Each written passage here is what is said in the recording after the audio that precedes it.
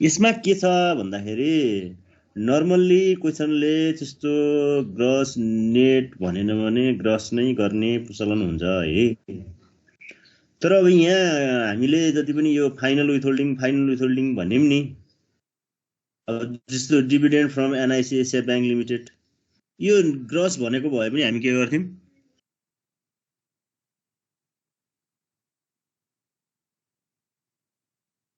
के गर्थ्यौँ हामी यो ग्रस भनेको भए?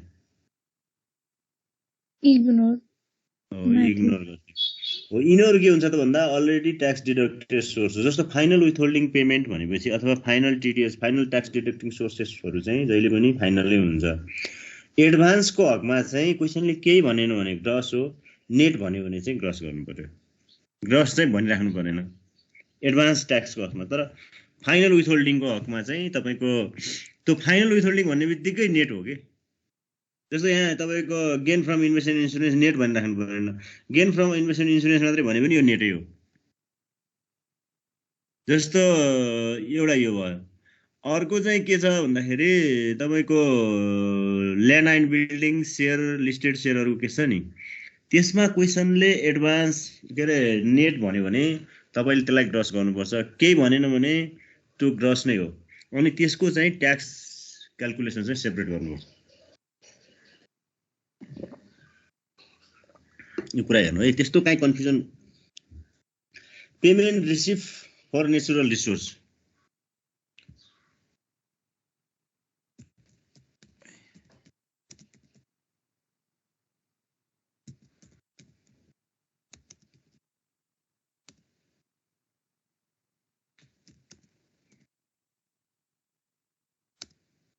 यसमा के भनेको छ? नेट भनेको छ 25,500 डिवाइड बाई 85 इन्टु 100।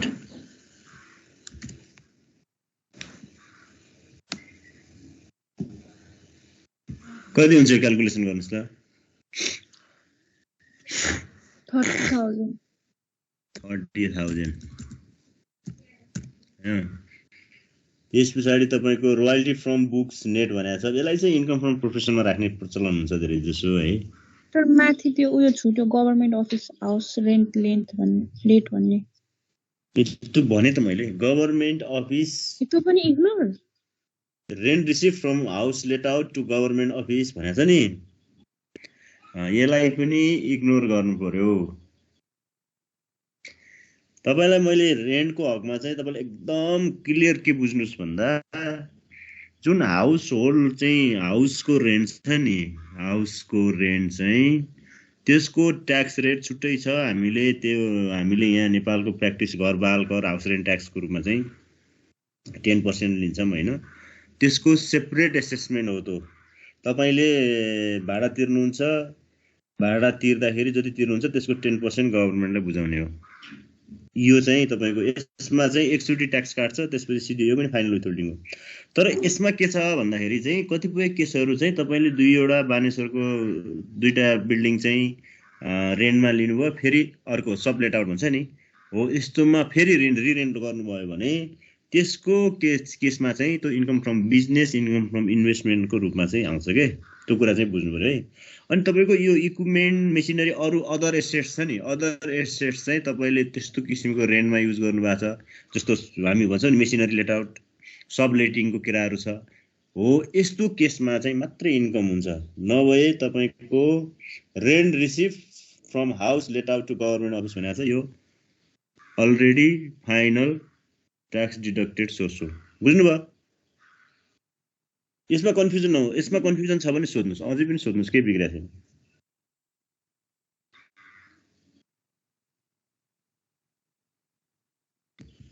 कन्फ्युजन छ यसमा?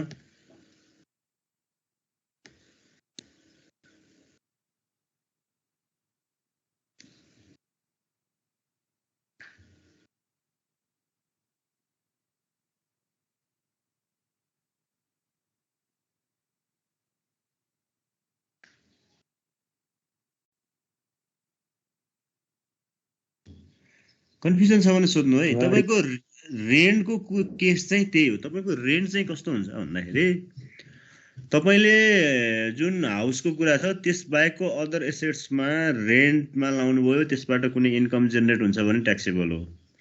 अनि त्यो एसेट्सको पनि सबलेटिङ गर्नुभयो भने एसेट्स हो। जस्तो हाउसको चाहिँ के हो त भन्दाखेरि हाउसको चाहिँ सिम्पल एउटा घरबाट बहाल गरौँ कि के भने हाउस रेन्ट ट्याक्स छ, 10% चार्ज हुन्छ होइन। र रेन्टमा चाहिँ रेन्टमा ओभरअल ट्याक्स चाहिँ जस्तो हामीले क्यापिटल गेन ट्याक्समा 10% भने जस्तो रेन्टमा पनि 10% हुन्छ, अदरमा पनि। तर केसमा हुन्छ नि हाउस चाहिँ तपाईँले बिजनेस अथवा इन्भेस्टमेन्ट मोटिभले चाहिँ तपाईँले हायर गर्नुभयो अथवा रेन्टमा लिएर फेरि रिरेन्ट गराउनु भयो अथवा फेरि उसमा लाउनु भयो भने त्यसबाट हुने इन्कम मात्रै ट्याक्स लाग्छ है। यो कुरा चाहिँ बुझ्नुभयो भन्ने लाग्छ मलाई। बुझ्नु भएन भने सोध्नुहोस्, अझै केही छैन, यसमा कन्फ्युजन हुँदैन। एउटा केस चाहिँ तपाईँको एक्जामको एउटा आइटम चाहिँ यही नै हो। सर यो रोयल्टी फ्रम बुक कसरी प्रोफेसन हुन्छ? यो आर्टिकल राइटिङ, त्यसपछि बुक राइटिङ, यो भनेको चाहिँ प्रोफेसन हो। हामी भन्छौँ नि राइटर भन्छौँ नि, सिए भन्छौँ नि, चार्टर्ड अकाउन्टेन्ट, डक्टर, पाइलट, के भन्छौँ नि, हो यो कुराहरू चाहिँ जस्तो तपाईँको राइटिङ गरे बापत तपाईँले महिनावारी स्यालेरी पाउनु हुँदैन के, बुझ्नु भएन? हामीले रेमुनरेसनको डेफिनेसनमा के भन्छ त भन्दा रेगुलर कम्पेन्सेसनको कुरा गर्छौँ। यसमा राइटिङको चाहिँ रेगुलर कम्पेन्सेसन त्यो तपाईँको प्रोफेसन हो। जस्तो हाम्रो कन्टेक्समा हेर्नुभयो भने तपाईँले त्यो कान्तिपुरको ब्लगमा, अरू मिडियाहरूको न्युजपेपरको ब्लगमा लेख्नेहरू छ नि, उनीहरूको त्यो प्रोफेसन हो। त्यसमा चाहिँ उनीहरूले जति आर्टिकल लेख्छन्, यसमा चाहिँ के हो त भन्दाखेरि तपाईँको जबको अथवा टास्क बेसिस चाहिँ पेमेन्ट हुन्छ। तपाईँले सर्भिस जति प्रोभाइड गर्नुहुन्छ त्यसको मात्र पेमेन्ट हुन्छ, तपाईँको रेगुलर बेसिसमा पेमेन्ट हुँदैन। अब यो रोयल्टी, आर्टिकल राइटिङ, यिनीहरू भनेको चाहिँ प्रोफेसन हो। यो सबै मान्छेले लेख्दैन, यो सबै मान्छेले गर्दैन। यो मान्छेहरूको चाहिँ आफ्नो आफ्नो, जस्तो अर्को पनि हुन्छ, जस्तो आर्टिस्ट हुन्छ, त्यसमा पनि अझ अरू पनि आर्टिस्टहरूमा पनि धेरै डिफ्रेन्ट टाइप्सको हुन्छ, तिनीहरू पनि प्रोफेसन हो। त्यसमा पनि धेरै विधा छ नि आर्टिस्टहरूमा पनि, त्यो प्रोफेसनमा गयो है। सर अनि यसमा नि के रोयल्टी इन्कम फ्रम बुक भन्ने के हुन्छ? रोयल्टी इन्कम फ्रम बुक भन्यो मात्रै भन्यो भने के गर्ने भन्नुभयो? हजुर sir, royalty income from book भन्यो भने प्रोफेसनल इन्कममा राख्थ्यौँ नि हामी चाहिँ, प्रोफेसनल इन्कम हो यो। अनि रोयल्टी इन्कम मात्र भन्यो भने चाहिँ सर त्यसमा के गर्ने? रोयल्टी इन्कम मात्रै भन्यो भने पनि तपाईँको यो प्रोफेसनमै हुन्छ। तपाईँले यहाँ यो इन्कम फ्रम इन्भेस्टमेन्टमा राख्दा पनि यो खासमा तपाईँको कतिपय बुकहरूमा हेर्नुभयो भने एक ठाउँमा राखेर इन्युमेरिकल गरेको पनि भेट्नुहुन्छ होइन। तर यो रोयल्टी भनेको चाहिँ तपाईँको प्रोफेसनले क्रिएट गरेको भ्यालु हो के, बुझ्नु भएन? त्यो भावनाले यो प्रोफेसनसँग बढी रिलेटेड हुन्छ। हामी यहाँ इन्भेस्टमेन्टको कुरा चाहिँ कस्तो हुन्छ भन्दाखेरि तपाईँको हामीले जस्तो नेचुरल रिसोर्स भन्यौँ नि, नेचुरल रिसोर्समा चाहिँ तपाईँले त्यसमा यसमा चाहिँ कस्तो हुन्छ भन्दा तपाईँले सर्टेन इन्भेस्टमेन्टको कुरा हुन्छ, सबै त्यो नेचर चाहिँ इन्भेस्टमेन्टको नेचर हुन्छ क्या। अब यहाँ रोयल्टीको कुरा चाहिँ के हो त भन्दाखेरि तपाईँले कुनै कुरा क्रिएट गरे बापत त्यसको अगेन्स्टमा दिने हो नि हो। यो चाहिँ के हो त भन्दाखेरि तपाईँको इन्कम फ्रम इम्प्लोइमेन्टको पार्ट होइन, इन्भेस्टमेन्ट पनि होइन यो। अनि यसलाई चाहिँ हामी के भन्छौँ त इन्कम फ्रम प्रोफेसनमा राख्छौँ। तर तपाईँहरूको यहाँ कतिपय बुकहरूमा एकै ठाउँमा राखेर हिसाब गरेको पनि भेटिन्छ। त्यही भएर सोधेको, कन्फ्युज भएर। ठिक छ। यो के अरे आर्टिकल राइटिङ पनि यसरी राख्नुपर्छ। आर्टिकल राइटिङ अरू पनि छ यसमा, जस्तो आर्टिस्टहरूको कुराहरू गरेँ मैले।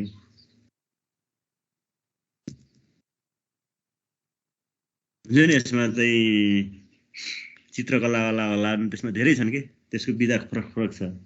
तिनीहरूको पनि के हो त भन्दा प्रोफेसन हो।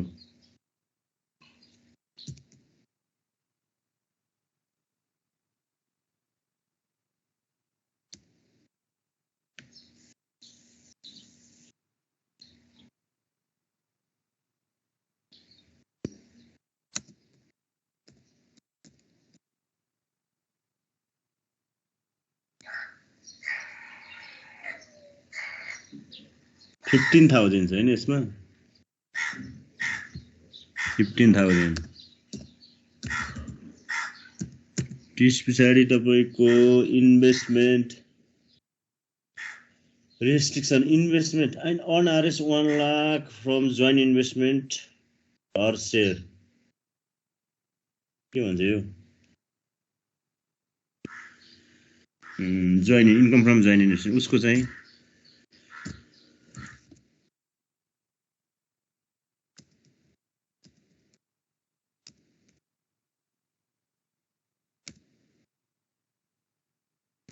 $1 lakh एक्सचेन्ज गेन हामीले यो बिजनेसमा पनि राख्थ्यौँ exchange gain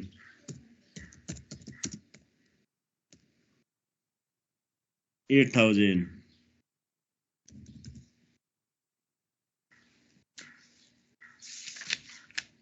C claim following expenses and losses for deduction भनेको छ interest paid on the loan taken 50,000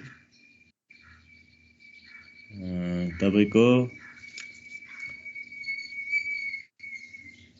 loss from investment last 50 year donation to beggar यो सकिन्छ अब यो न्युमेरिकल गर्न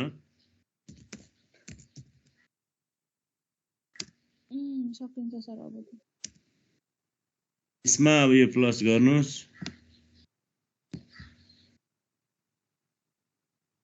$3,53,000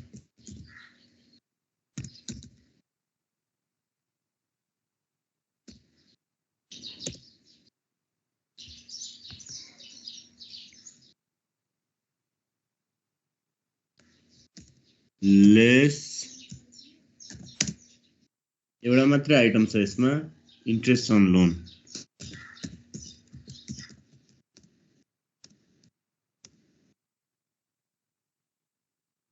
सिधै घटाइदिए पनि भयो 50,000 यो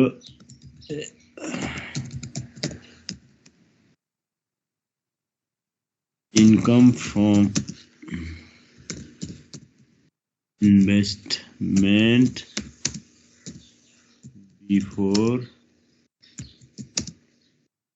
loss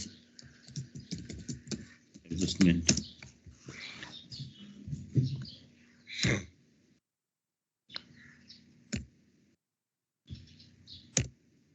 गर्नुस् यसमा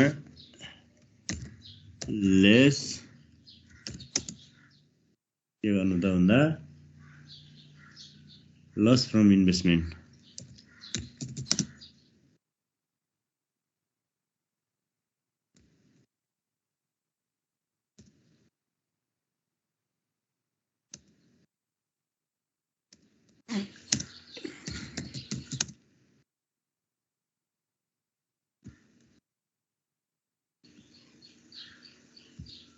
यो कति छ यो लस चाहिँ 30,000 यो चाहिँ assessable income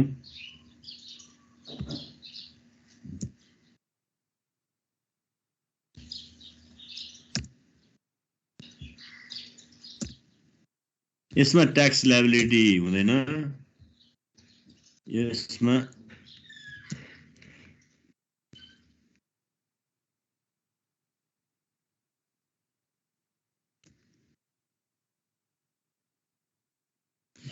यसमा अरु इन्फर्मेसन एउटा चाहिँ रोयल्टी इन्कम छ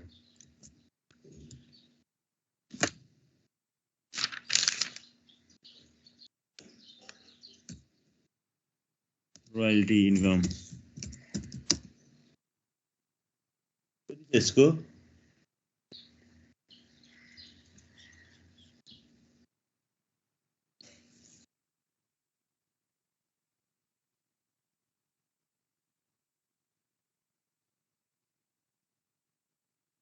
कति हुन्छ यो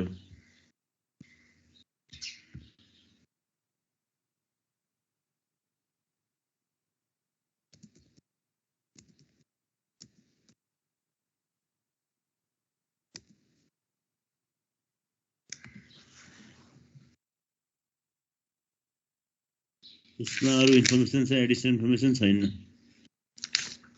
कति हुन्छ यो हेर्नु त? 46,000 55,000 55,000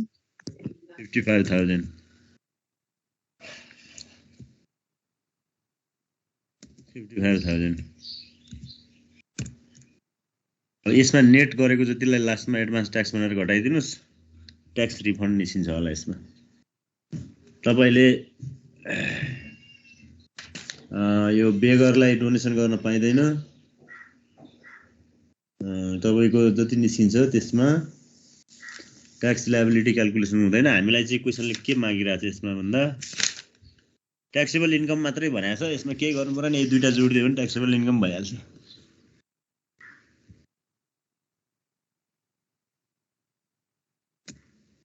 यो दुईटा जोडिदिनु भयो भने ट्याक्सेबल इन्कम हुन्छ है।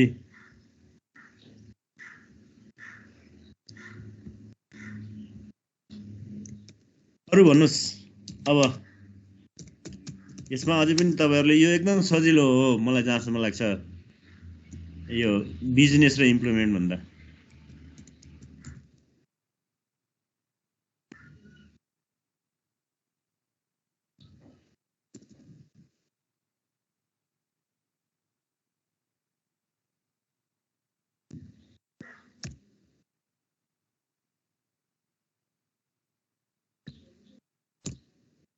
ल यदि चाहिँ एन्सर हुन्छ। ल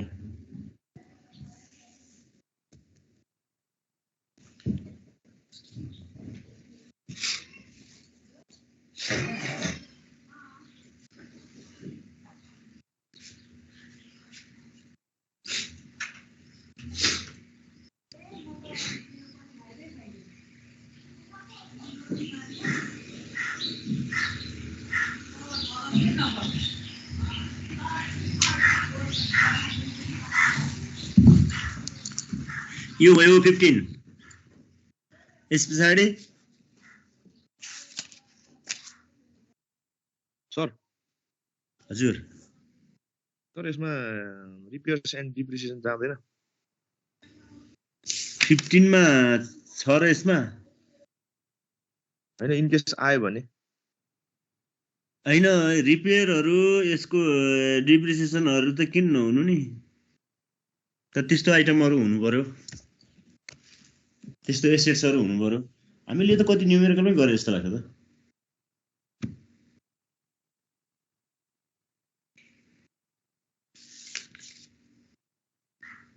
तपाईहरुले एउटा कुरा के बुझ्नु पर्यो भनेपछि यो इन्कम फ्रम इन्भेस्टमेन्ट, बिजनेस र इम्प्लिमेन्टमा चाहिँ तीनटैको आइटम पनि राखेको हुन सक्छ, नभए दुईटाको राखेको हुन्छ।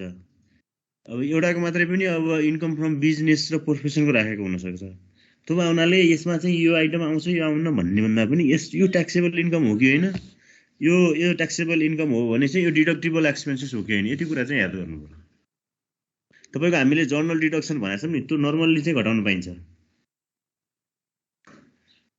त्यो कसरी कुन कन्डिसनमा घटाउन पाइन्छ भन्दाखेरि फेरि कम्पनी बिजनेस यस्तो हकमा चाहिँ इन्डिभिजुअलको हकमा पाइँदैन। फेरि इन्डिभिजुअलको हकमा के छ त, ट्याक्सले के प्रोभिजन गरेको छ त भन्दा तपाईलाई स्ल्याब तोकिदिएको छ, तपाईको 4 लाखसम्मको ट्याक्स लाग्दैन, 450 सम्मको ट्याक्स लाग्दैन कपाललाई भनेर तोकिदिएको छ। तर बिजनेसमा त्यो तोकेको छैन। बिजनेसमा त्यो नतोकेको कारणले उनीहरूले एक्सपेन्सेस पनि घटाउन पाउँछ। बुझ्नुभयो नि? तपाईको इन्डिभिजुअल एक्सपेन्सेस इन्कम र एक्सपेन्सेस घटाउने हो भने त ट्याक्स चार्जै गर्न मिल्दैन। तपाईले मन्थली 5 लाख इन्कम गर्नुस् न, तपाईको एक्सपेन्सेस पनि त्यही ढङ्गको हुन्छ। तर त्यही भएर त हामीले सुरुमा यो ट्याक्स चाहिँ प्रोग्रेसिभ ट्याक्स सिस्टम पनि हो भनेर हामीले पढ्यौं नि। अलिकति प्रोग्रेसिभ चाहिँ पनि हो के यो चाहिँ। तपाईको एउटा ब्याङ्कको सिओले वर्षमा 20 करोड आम्दानी गर्छ, तर उसले चाहिँ उसको स्ल्याब पनि कति हो त भन्दा त्यही 4 लाख हो। 4 लाख भन्दा माथिको आम्दानीमा ट्याक्स पे गर्नु पर्यो।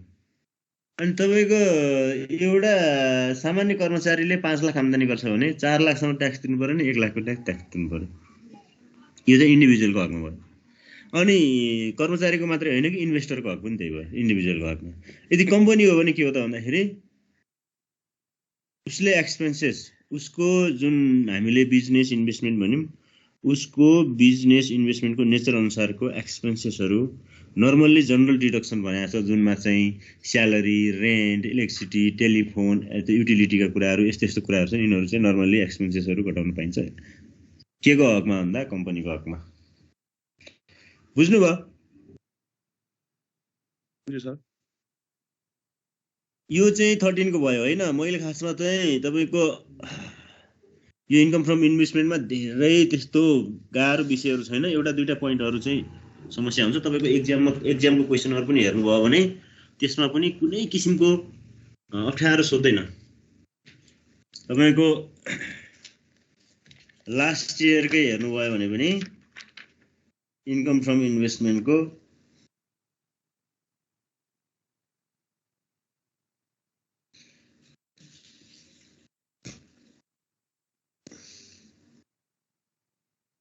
तपाईको 10 मार्क्समा सोधेको छ एकदम rent of tents and furniture RS 5 lakh यो इन्कम भइहाल्छ। मैले तपाईलाई अघि नै भने अदर एक्सेसको कुराको भने dividend from share of commercial bank RS 95,000 यो डिभिडेन्ड भनेको जहिले फाइनल विथहोल्डिङ हुन्छ भने यो नन रेसिडेन्ट कम्पनीको हकमा बाहेक अन्यत्र यो फाइनल हुन्छ। इन्ट्रेस्ट फ्रम सेभिङ ब्याङ्क डिपोजिटमा हामीले भर्खर गऱ्यौँ यो पनि फाइनल हुन्छ। रोयल्टी अन कपिराइट त्यसलाई चाहिँ प्रोफेसन यो लास्ट इयर क्वेसन है हेर्नुहोस्। Rent of building let out RS 90,000 यो हेर्नुहोस् के हो अन्त यो rent of building let out RS 90,000 mister Thamal गरेछ। यस्तो किसिमको चाहिँ इग्नोर गर्नु पर्यो है। अनि तपाईको interest on tax free government security यो पनि फाइनल हुन्छ।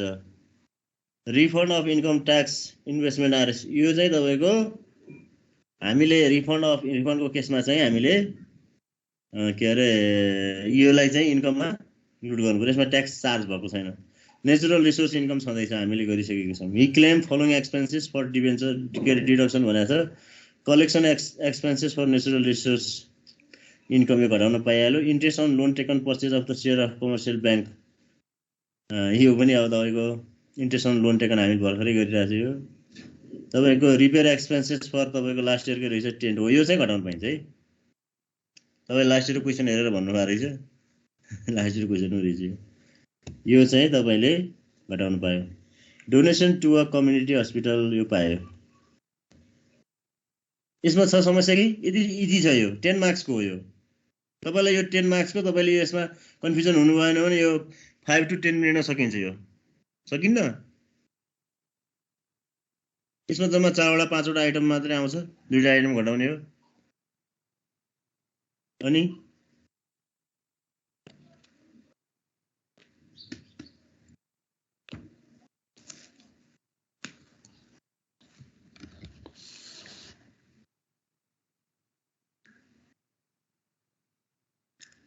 अब यस पछाडि 15 को पनि भयो, 16 को, 17 को, 18 को। 18 मा त 18, 19 र 20 को त एकदम इजी न्युमेरिकल हो। त्यसमा केही छैन। Accessible income implement business investment छ, केही छैन। मेडिकल एक्सपेन्सेस भने मेडिकल ट्याक्स क्रेडिट क्याल्कुलेसन गर्नु भनेको छ कि पनि होइन। त्यो चाहिँ 19 को पनि त्यही नै हो। एउटा हामीले 22 को चाहिँ यहाँ प्र्याक्टिस गर्नुपर्छ। हजुर हजुर क्याजुअल गेन चाहिँ के गर्ने 19 को यो 19 को क्याजुअल गेन चाहिँ जहिले पनि ट्याक्स के अरे फाइनल हुन्छ कि यो पनि इग्नोर गर्ने, केही नगर्ने।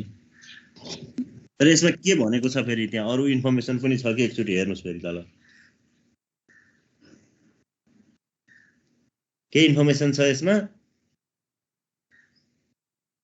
छैन, केही छैन। कतै चाहिँ क्वेसनमा यस्तो मात्रै एडिसनल इन्फर्मेसनमा चाहिँ यो क्याजुअल गेन चाहिँ इन्कम फ्रम इन्भेस्टमेन्टमा अलरेडी इन्क्लुडेड भनिदियो भने फेरि घटाउनु परेन। एक्जाममा ट्विस्ट गर्न सक्ने भनेको यस्तै त हो नि। सरी ब्याड डेट रिकभर्ड भन्ने के हुन्छ? ब्याड डेट रिकभर इन्कम हुन्छ, जति अलाउड हो त्यति इन्कम हुन्छ। सर अनि 16 नम्बरमा त्यो मिस्टर सिसे वाज इन्भेस्टिङ पार्टनर भन्ने कस्तो छ? 16 नम्बरमा mister Shishir was his investing partner having 3/4 share in joint investment भनेपछि यो जोइन्ट इन्भेस्टमेन्टको इन्कम हो। यसमा चाहिँ तपाईको हामीले के अरे इन्कममा माथि जति राखेको छ नि अब तपाईँको यो कसो गरिरहेछौँ हामीले मिस्टर बसन्तको गरिरहेछौँ भनेपछि 1/4 मात्रै मिस्टर बसन्तको सेयर हो 3/4 चाहिँ हिज पार्टनर सेयर भयो कि यो चाहिँ मिस्टर शिशिर ओज हिज इन्भेस्टिङ पार्टनर होइन इन्भेस्टिङ पार्टनर हो ह्याभिङ 3/4 भनेपछि 1/4 मात्रै बसन्तको भयो 25% मात्रै लिएर आउनु पर्यो बुझ्नुभयो बुझ्यो सर 80,000 को 1/3 मात्रै लिएर आउनु पर्यो भनेको 20,000 मात्रै इन्कम हुने भयो loss from investment last year भनेको घटाउन सकिहाल्नुहुन्छ donation to tax exempt organisation भनेको 20,000 यो पनि सक्नुहुन्छ तपाईँले सक्नुहुन्छ एक्सपेन्सेस फर कलेक्टिङ डिभिडेन्ड चाहिँ फाइनल विथहोल्डिङ भनेपछि यो इग्नोर गर्नु परिहाल्यो expenses incur for joint investment यो घटाउनु पाइयो 20,000 को 1/3 मात्रै घटाउनु पाइयो फेरि 20,000 घटाउनु पाइएन जति वेटेज हो सेयरको त्यति वेटेजमा एक्सपेन्सेस घटाउन पाइयो 20,000 को 1/4 कति हुन्छ त्यति घटाउन पाइयो dividend from resident company net ignore गर्नु interest from listed company net listed company भनेको चाहिँ के हो फेरि लिस्टेड कम्पनी भनेको पनि रेसिडेन्ट कम्पनी भनेको है यो पनि इग्नोर गर्नु पर्यो payment receive for natural resource net छ ग्रस गरेर राख्नु पर्यो रोयल्टी इन्कम मैले अघि यसमा भइसकेको छु gain from disposal of pool of depreciable assets हो यो के हुन्छ यसमा होल पुलको डिस्पोज गरियो भने के हुन्छ भने चाहिँ क्यापिटल गेन ट्याक्स हुन्छ यो चाहिँ इन्भेस्टमेन्ट इन्कम हुन्छ amount receive in lieu of accepting रेस्ट्रिक्सनको केस इन्कम हुन्छ मैले भर्खरै 15 मा पनि छ gift received related to investment income हो इन्कम फ्रम जोइन्ट इन्भेस्टमेन्ट 80,000 को 1/4 मात्र राख्नु पर्यो bad debts recover only 65% was allowed previously भनेर चाहिँ 20,000 इन्टु 65% गर्नु पर्यो सजिलो छ 16 को पनि यो इन्भेस्टमेन्ट चाहिँ अलि इजी नै हो तपाईको 17 मा हेर्नुभयो भने डिभिडेन्ड रिसिभ फ्रम फर्बु ब्याङ्क फाइनल हो interest receive from friend income हो इन्कम ट्याक्सेबल इन्कम हो यो इन्कममा इन्क्लुड गर्नु पर्यो income from natural resource net भनेको छ house rent receive from NNGO भनेको छ यो पनि केही गर्नु परेन रोयल्टी रिसिभ भइहाल्यो gain from termination of life insurance policy with राष्ट्रिय बीमा संस्थान के हुन्छ यो चाहिँ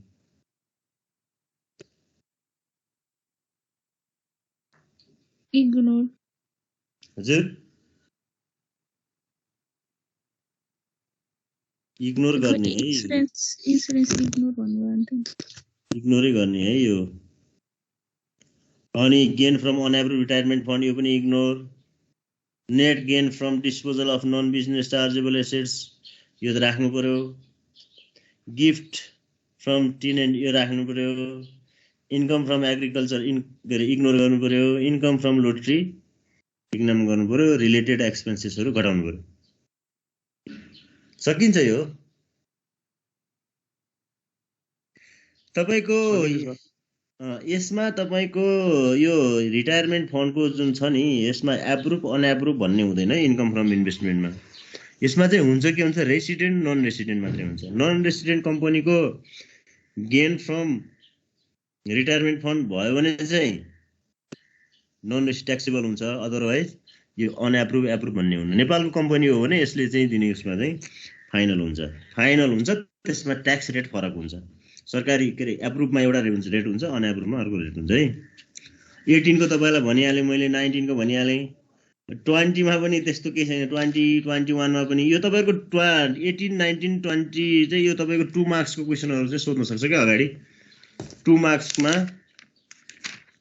सोध्ने न्युमेरिकलहरु हो यिनीहरु यस्तो पनि सोधेको छ कतिपय केसहरुमा चाहिँ हैन तपाईको 2 मार्क्समा सोधेको छ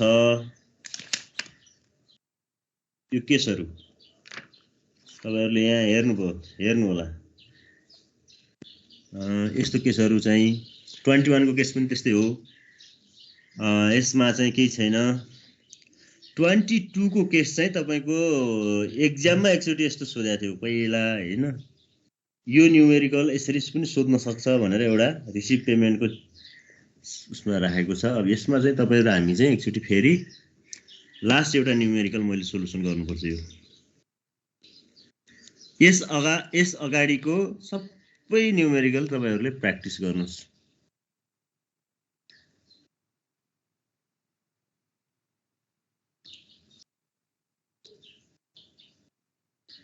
अब यो अहिले प्र्याक्टिस गरेर सकिदैन, हामी चाहिँ एउटा क्लास चाहिँ यसमा फेरि पनि लिनुपर्छ। एउटा क्लास हैन, अझै क्लास लिनुपर्छ भने पनि केही छैन, किनकि तपाईहरुले मेजर पढ्नुपर्ने income from investment, employment, business नै हो के।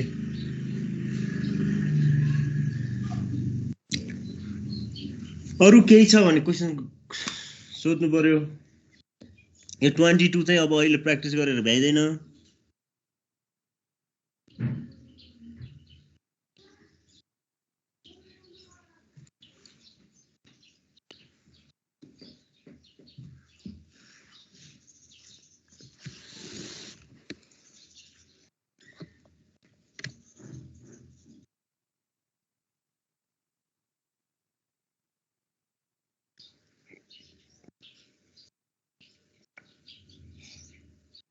सर हजुर, सर त्यो डिभिडेन्ड फ्रम रेसिडेन्ट कम्पनी चाहिँ जाँदैन हैन इन्कममा? जाँदैन जाँदैन। नन रेसिडेन्ट चाहिँ जान्छ? नन रेसिडेन्ट जान्छ। मैले तपाईहरुलाई एउटा स्क्रिनशट गर्नु भनेको थिएँ नि, त्यसमा हेर्नु न। नन रेसिडेन्ट भनेको नेपालको कानुन अनुसार स्थापना नभएका कम्पनीले दिएको डिभिडेन्ड गेनहरुमा चाहिँ ट्याक्स लाग्छ के। त्यसलाई चाहिँ हामी के भन्छौं, फरेन ट्याक्स क्रेडिट भनेर एउटा फेसिलिटी पनि छ, अरु केस पनि छ। त्यसलाई चाहिँ हामी क्याल्कुलेसन गर्नुपर्छ। जति हो त्यसलाई ग्रस गरेर लास्टमा एडभान्स गर्नुपर्छ कि फरेन ट्याक्स क्रेडिट गर्नुपर्छ कि त्यो हेर्नुपर्छ। हामीले एफटीसी को दिमाग न्युमेरिकल पनि गरेको थियौँ। तपाईहरुलाई म एकदम सिम्पल भन्छु है, यो एकदम नोटिस रहोस्। डिभिडेन्ड तपाईको गेन यस्तो रेसिडेन्ट कम्पनीले, जस्तो अब यो यसलाई पनि छुट्याइदिउँ। बैंक फाइनान्शियल इन्स्टिट्युसन र एउटा इन्स्योरेन्सको कुरा र अर्को चाहिँ रिटायरमेन्ट फन्डको, तीनटा कुरा बनाइदिउँ। बैंक फाइनान्शियल इन्स्टिट्युसनबाट जति पनि डिभिडेन्डहरु चाहिँ प्राप्त हुन्छ त्यो अलरेडी ट्याक्स डिडक्टेड हो, त्यो फाइनल हो, त्यसलाई छोड्दिनुस्। त्यो कम्पनीको हकमा पनि इन्डिभिजुअलको हकमा पनि। बुझ्नु पनि हैन? यति कुरा चाहिँ नोटिस राख्नुस्।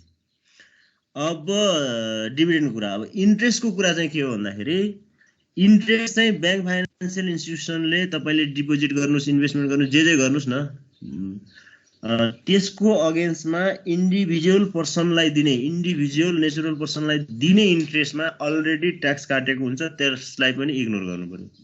तर कम्पनीको हकमा 15% ट्याक्स काटेको हुन्छ है, त्यसमा इन्ट्रेस्टमा। कम्पनीको हकमा चाहिँ एडभान्स हुन्छ, इन्डिभिजुअलको हकमा फाइनल हुन्छ। बैंक फाइनान्शियल इन्स्टिट्युसनको केस हो। अब त्यसभन्दा पछाडि इन्स्योरेन्सको केस छ। इन्स्योरेन्सको केस चाहिँ के हो त भन्दाखेरि, इन्स्योरेन्स चाहिँ तपाईले गेन फ्रम इन्भेस्टमेन्ट इन्स्योरेन्स, यस्तो किसिमको इन्स्योरेन्स के भन्ने हुन्छ।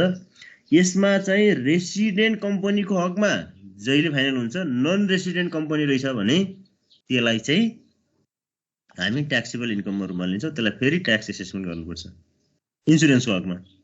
अनि तपाईको यो रिटायरमेन्ट फन्डको हकमा पनि तपाईको इन्भेस्टमेन्ट इन्कम गर्दैछौँ भने रेसिडेन्ट कम्पनीले दिने रिटायरमेन्ट फन्डमा अलरेडी ट्याक्स काटेको हुन्छ, जसमा त्यसमा चाहिँ एप्रुभ रिटायरमेन्ट फन्ड छ भने 5%, अनएप्रुभ छ भने 15% भन्ने चाहिँ नियम थियो। अहिले चेन्ज गरे पनि हुनसक्छ। फेरि भर्खरै हिजो अस्ति कहिले बजेट पास भयो भन्दैछन्, हाम्रो देशमा पनि बजेट पास भइरहेको छ 2 महिनामा हैन, त्यो थाहा छैन हैन। पहिला चाहिँ त्यस्तो सिस्टम थियो, त्यसकारणले त्यसमा अलरेडी ट्याक्स चार्ज गरेको हुन्छ। तर नन रेसिडेन्ट रिटायरमेन्ट फन्ड रहेछ, कम्पनी रहेछ, रिटायरमेन्ट फन्ड चाहिँ कन्ट्रिब्युसन गरेको नन रेसिडेन्ट कम्पनी रहेछ, नन रेसिडेन्ट कम्पनीले त्यस्तो किसिमको गेन दिँदैछ भने त्यसलाई फेरि ट्याक्स एसेसमेन्टमा ल्याउनुपर्छ। बुझ्नुभयो कुरा? हजुर सर, बुझ्यो। अनि तपाईको इन्ट्रेस्ट चाहिँ फेरि इन्डिभिजुअलको के हुन्छ त भन्दा, यस्ता कम्पनी बाहेक तपाईले अरु साथीभाइलाई दिनुस्, अनरिकग्नाइज सेक्टर भनिन्छ नि हो, यस्तो ठाउँमा इन्भेस्टमेन्ट गरेर इन्ट्रेस्ट इन्कम अर्न गर्नु भएको छ भने फेरि त्यसमा ट्याक्स लाग्छ।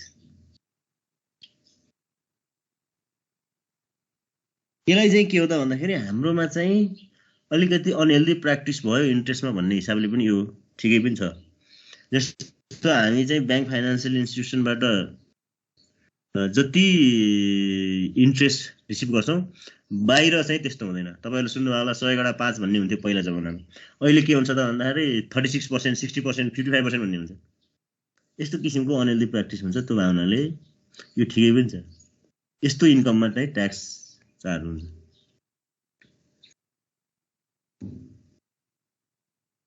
यो छ।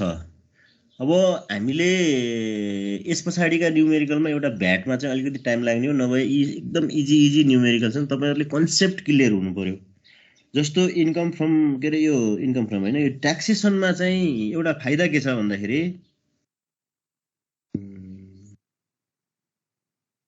मेजर इन्कम चाहिँ तपाईँले बिगार्नु भएन र एउटा दुईटा आइटमहरू बिग्रियो छुट्यो भने पनि तपाईँको मार्क्स स्कोर चाहिँ घट्दैन क्या। बुझ्नु भएन?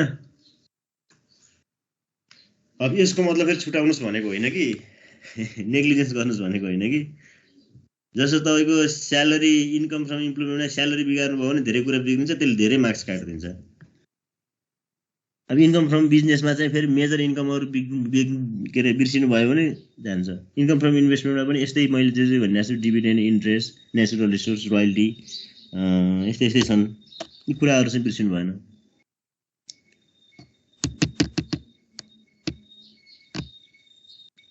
यो हो। अब तपाईँहरूलाई अझै 4 दिन चाहिँ छ प्र्याक्टिस। एकचोटि हेर्नुहोस् इन्कम फ्रम इन्भेस्टमेन्ट। नभए हामी चाहिँ अब इन्कम फ्रम इन्भेस्टमेन्ट भन्ने चाहिँ इन्कम फ्रम भन्ने चाहिँ वर्ड चाहिँ अब हुँदैन। अब यसपछि residential status, who is resident or non resident भन्ने चाहिँ छुटाउनुपर्छ। त्यसपछि लस प्रोभिजनमा जान्छौँ। त्यस पछाडि चाहिँ हामी भ्याटमा जान्छौँ।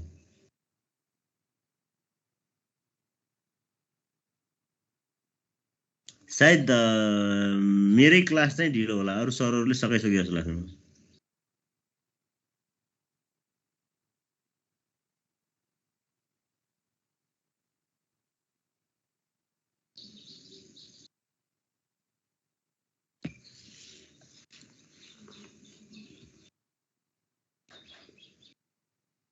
ल मैले तपाईँहरूलाई अहिले बाई बाई गरेँ।